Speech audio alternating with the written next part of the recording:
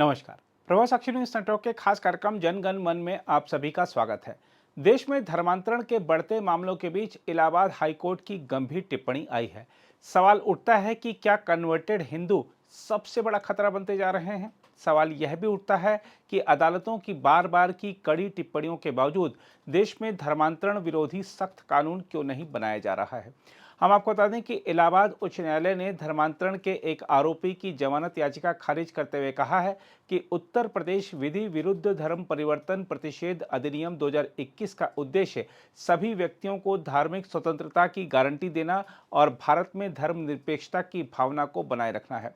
अपने आदेश में अजीम नाम के एक व्यक्ति की जमानत याचिका खारिज करते हुए न्यायमूर्ति रोहित रंजन अग्रवाल ने कहा कि यद्यपि संविधान प्रत्येक व्यक्ति को अपना धर्म मानने और उसका प्रचार करने का अधिकार देता है, लेकिन यह धर्म परिवर्तन कराने के सामूहिक अधिकार में तब्दील नहीं होता। अदालत ने कहा है कि धार्मिक स्वतंत्रता धर्म परिवर्तन करने वाले व्यक्ति और धर्मांतरित होने वाले व्यक्ति दोनों को समान रूप से प्राप्त होती है।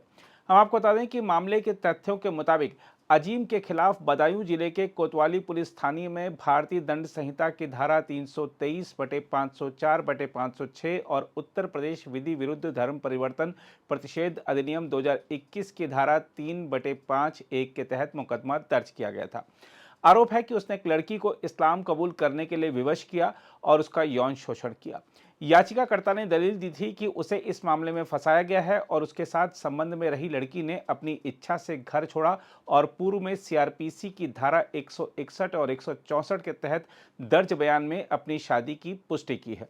दूसरी ओर राज्य सरकार के वकील ने इस आधार पर जमानत याचिका का विरोध किया कि लड़की ने सीआरपीसी की धारा 164 के तहत दिए बयान में जबरन इस्लाम धर्म कबूल कराए जाने का आरोप लगाया है और बिना धर्म परिवर्तन के शादी होने की बात स्वीकारी है। दोनों पक्षों को सुनने के बाद अदालत ने पाया कि लड़की ने सीआरपीसी की धारा 164 के तहत दर्ज बयान में साफ तौर पर कहा है कि याचिकाकर्ता और उसके परिजन उस पर इस्लाम स्वीकार करने का दबाव बना रहे थे और उसे बकरीद के दिन पशु की कुर्बानी देखने के लिए बाध्य किया गया और साथ ही उसे मांसाहारी भोजन पकाने के लिए भी बाध्य किया गया।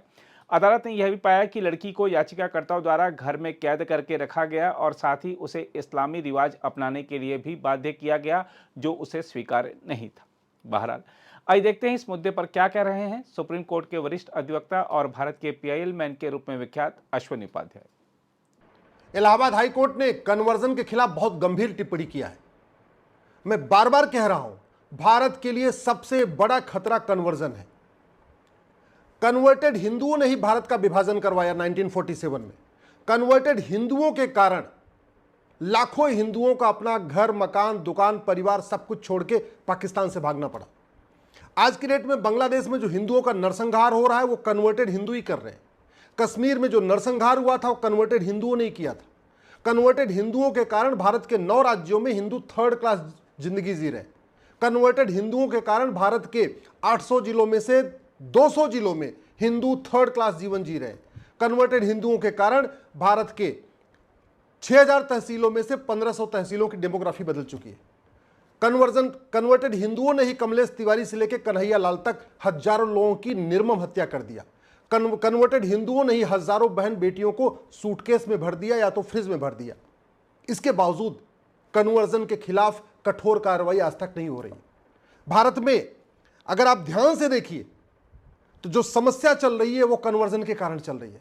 कन्वर्टेड हिंदू भारत को नहीं मानते, कन्वर्टेड हिंदू वंदे मातरम नहीं बोलते, कन्वर्टेड हिंदू भारत के विचार को नहीं मानते, कन्वर्टेड हिंदू वसुधैव कुटुंबकम को नहीं मानते, कन्वर्टेड हिंदू लोकतंत्र को नहीं मानते, कन्वर्टेड हिंदू भारत के संविधान को नहीं मानते, कन्वर्टेड हिंदू भारत के नारी तू नारायणी के सिद्धांत को नहीं मानते, कन्वर्टेड हिंदू जननी जन्मभूमि से स्वर्गादेव गरीयसी के सिद्धांत को नहीं मानते, कन्वर्टेड हिंदू समता समानता समरसता को नहीं मानते, कन्वर्टेड हिंदू कभी नहीं कहते धर्म की जय हो, अधर्म का नाश हो, प्राणियों में सद्भावना हो, विश्व का कल्याण हो। तो अगर आप ध्यान से देखिए तो कन्वर्टेड हिंदू न भारत का त्यौहार मानते हैं, न भारत का विचार मानते हैं, न भारत के सिद्धांत को मानते हैं, न भारत की जीवन शैली को मानते हैं। वो सब कुछ विदेशी मानते हैं। उनका सिद्धांत विदेशी, उनकी सोच विदेशी, उनका पहनने का तरीका विदेशी, उनका त्यौहार मनाने का तरीका विदेशी, सब कुछ विदेशी है।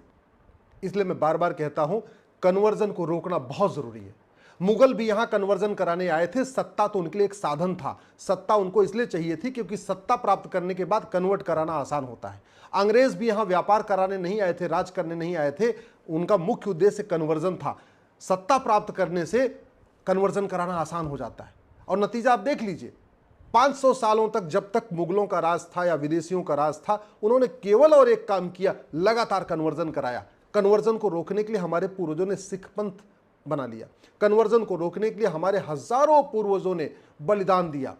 कन्वर्जन को रोकने के लिए छत्रपति शिवाजी महाराज ने इतना बड़ा बलिदान किया, गुरु गोविंद सिंह के परिवार ने इतना बड़ा बलिदान किया। इसके बावजूद हमारे ओटजीवी नोटजीवी कन्वर्जन के खिलाफ सामूहिक रूप से एक साथ होकर नहीं बोल रहे। अरे कन्वर्जन भारत के लिए, राष्ट्रीय सुरक्षा के लिए सबसे बड़ा खतरा है, और जो राष्ट्रीय सुरक्षा के लिए हमारे खतरा होता है उससे निपटने के लिए हमारे पास एक कानून है, एनएसए, नेशनल सिक्योरिटी एक्ट है। लेकिन भारत की कोई भी पुलिस एनएसए नहीं लगा रही है कि उसको डर है। मुझे समझ में नहीं आ रहा है कि एक शासन स्तर से एक नोटिफिकेशन इशू क्यों नहीं हो रहा है कि कन्वर्जन राष्ट्र की सुरक्षा के लिए खतरा है, इसलिए कन्वर्जन खिलाफ एनएसए लगाया जाए। कन्वर्जन से ज्यादा देश की एकता अखंडता को खतरा और किसी चीज से नहीं है। सबसे बड़ा खतरा देश की एकता अखंडता को कन्वर्जन से ही है। और जो देश की एकता अखंडता के लिए खतरा होता है उससे निपटने के लिए हमारे पास कानून है, यूएपीए। लेकिन कोई भी पुलिस यूएपीए नहीं लगा रही। क्यों? कि केंद्र की तरफ से राज्यों को कहा ही नहीं गया कि आप कन्वर्जन कराने वाले माफियाओं, उनके मददगारों के खिलाफ यूएपीए लगाइए। कन्वर्जन सबसे बड़ा देशद्रोह है। इससे बड़ा देशद्रोह क्या हो सकता है कि जो लोग भारत को मानते हैं, हिंदू, जैन, बौद्ध, सिख, उनको धोखा देके, लालच देके विदेशी रिलीजन में कन्वर्ट कर देना, ऐसे रिलीजन में कन्वर्ट करना जो न लोकतंत्र को मानता है, न संविधान को मानता है, न जो इक्वलिटी को मानता है, न लिबर्टी को मानता है, न फ्रेटर्निटी को मानता है, जो यूनिटी को नहीं मानता, नेशनल इंटीग्रेशन को नहीं मानता, ऐसे रिलीजन में कन्वर्ट कर देना, इससे बड़ा देशद्रोह क्या होगा? और देशद्रोह के लिए भारतीय न्याय संहिता में एक प्रोविजन है, लेकिन देश की कोई भी पुलिस, किसी भी राज्य की पुलिस कन्वर्जन कराने वाले माफियाओं और उनके मददगारों पे देशद्रोह की धारा नहीं लगा रही है, क्योंकि सेंट्रल से, गृह मंत्रालय से अभी तक राज्यों को कहा ही नहीं गया कि कन्वर्जन कराने वाले माफियाओं, उनके मददगारों पे देशद्रोह की धारा लगाइए। कन्वर्जन सबसे बड़ा वेजिंग वॉर है, इनडायरेक्ट वॉर है, और ये कन्वर्जन का नतीजा है। अगर 200 जिलों की डेमोग्राफी बदली है, 1500 तहसीलों की डेमोग्राफी बदली है, 9 राज्यों की डेमोग्राफी बदली है, उसमें बहुत बड़ा योगदान कन्वर्जन का है। और उसके लिए हमारे पास वेजिंग वॉर के लिए एक धारा पहले भी थी इंडियन पिनल कोड में, भारतीय न्याय संहिता में धारा है। वेजिंग वॉर के लिए आजीवन कारावास, फांसी तक की सजा है। लेकिन कन्वर्जन कराने वाले मिशनरियों, जिहादी और उनके मददगारों पे वेजिंग वॉर की धारा ही नहीं लग रही है। पुलिस कंफ्यूज है कि वेजिंग वॉर लगाएं कैसे, और वो इसलिए भी कंफ्यूज है क्योंकि न तो राज्य सरकार की तरफ से अपने सभी जिलों के पुलिस कप्तान को कहा जाता है कि वेजिंग वॉर लगाओ, न केंद्र सरकार की तरफ से सारे राज्य सरकारों को कहा गया कि वेजिंग वॉर लगाओ। मैं तो कह रहा हूं एक बार वेजिंग वॉर की धारा पढ़ लीजिए। ये वेजिंग वॉर कन्वर्जन कराने वालों पे बिल्कुल फिट बैठती है। आप लगाइए, आप देशद्रोह की धारा पढ़िए, उसकी डिफिनेशन पढ़िए। कन्वर्जन से बड़ा कोई देशद्रोह नहीं और कन्वर्जन से बड़ा कोई वेजिंग वॉर नहीं, और देशद्रोह और वेजिंग वॉर दोनों इस कानून में लिखे हुए, लेकिन फिर भी नहीं लगा रही है, क्योंकि जो कप्तान होते हैं, वो जो कलेक्टर होते हैं, वो किस डर में रहते हैं कि मैं लगा दूं, पता नहीं हंगामा हो जाएगा, क्या हो जाएगा। अरे कुछ नहीं होगा। गाजियाबाद की पुलिस ने एनएसए लगाया कन्वर्जन कराने वालों पे, तो बाकायदा हाईकोर्ट ने अप्रूव किया। मैं कह रहा हूं कि आप देशद्रोह की धारा लगाइए, मैं गारंटी के साथ कहता हूं हाईकोर्ट अप्रूव कर देगी। आप वेजिंग वॉर लगाइए, कोई कोर्ट इसका विरोध नहीं करेगी। आप कन्वर्जन कराने वालों पे गैंगस्टर एक्ट लगाइए, ऑर्गेनाइज क्राइम लगाइए, क्योंकि कोई भी कन्वर्जन फ्री में नहीं होता।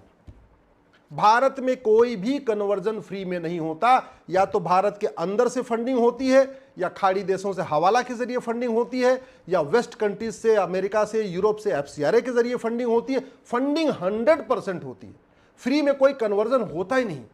तो जहां जिस क्राइम में, ऑर्गेनाइज क्राइम में बाकायदा पैसा भी आ रहा हो, फंडिंग भी हो रही है, उस पर गैंगस्टर एक्ट लगाने में क्या दिक्कत है? उसमें महाराष्ट्र में मकोका लगाने में क्या दिक्कत है? गुजरात में गुजकोका लगाने में क्या दिक्कत है? मैं कह के थक गया हूं, लेकिन मुझे लग रहा है कि जब तक केंद्र सरकार की तरफ से सभी राज्य सरकारों को नहीं कहा जाएगा, सारे डीजीपीज को नहीं कहा जाएगा कि आप कन्वर्जन कराने वालों पे कन्वर्जन को ऑर्गेनाइज क्राइम डिक्लेयर करिए, ये संगठित अपराध है, कोई एक व्यक्ति कन्वर्जन नहीं करता, बहुत सारे लोग इसमें मिले जुले होते हैं, कन्वर्जन में फंडिंग होती है, बिना पैसे के कन्वर्जन नहीं होता। राज्य सरकारें लगाना शुरू कर देगी, पुलिस लगाना शुरू कर दी, देखिए अब खौफ पैदा हो जाएगा।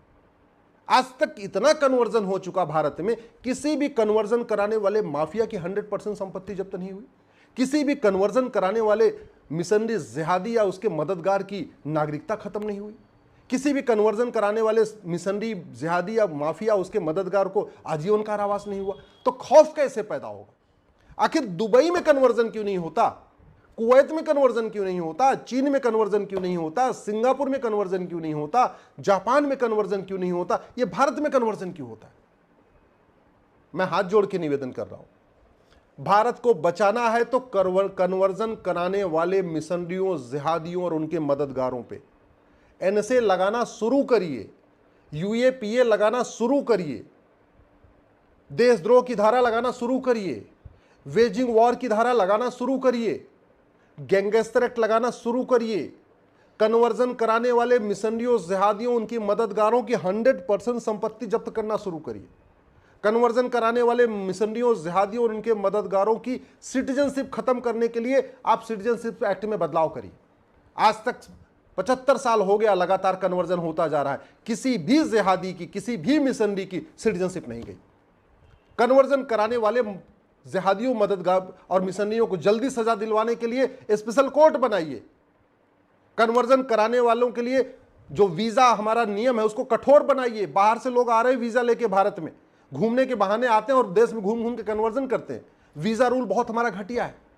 जो कन्वर्जन में पकड़ा जा रहा है उसका ड्राइविंग लाइसेंस खत्म करिए, उसका आधार खत्म करिए, उसका राशन कार्ड बंद करिए, उसका वोटर आईडी वापस ले लीजिए, उसका पासपोर्ट खत्म करिए, उसकी भारत की नागरिकता खत्म करिए, तब खौफ पैदा होगा। और कन्वर्जन अगर नहीं रुका तो भारत नहीं बचेगा। इस देश में आप ध्यान से देख लीजिए, जितनी भी अराजकता फैल रही है वो कन्वर्टेड हिंदुओं के द्वारा फैल रही है। कश्मीर में अराजकता फैली, कन्वर्टेड हिंदुओं ने फैलाया। बांग्लादेश में अराजकता फैली है, कन्वर्टेड हिंदू फैला रहे। पाकिस्तान से अगर हिंदू, जैन, बौद्ध, सिख खत्म हुए हैं तो उनको कन्वर्टेड हिंदुओं ने ही खत्म किया है। बांग्लादेश में भी जो कन्वर्टेड, जो हत्या हो रही है, बलात्कार हो रहा है, ऐसे ऐसे वीडियो जा रहे हैं, देखा नहीं जा रहा है, वो कन्वर्टेड हिंदू ही कर रहे हैं। अगर पूरे आप देख लीजिए, चाहे अफगानिस्तान हो, चाहे पाकिस्तान हो, चाहे बांग्लादेश, जो अत्याचार हिंदू, जैन, बौद्ध, सिख पे हुआ है वो कन्वर्टेड हिंदुओं ने किया है। इसलिए कन्वर्जन को भारत की सुरक्षा के लिए खतरा घोषित करना जरूरी है। कन्वर्जन को देश की एकता, अखंडता के लिए खतरा घोषित करना जरूरी है। कन्वर्जन को देशद्रोह घोषित करना जरूरी है।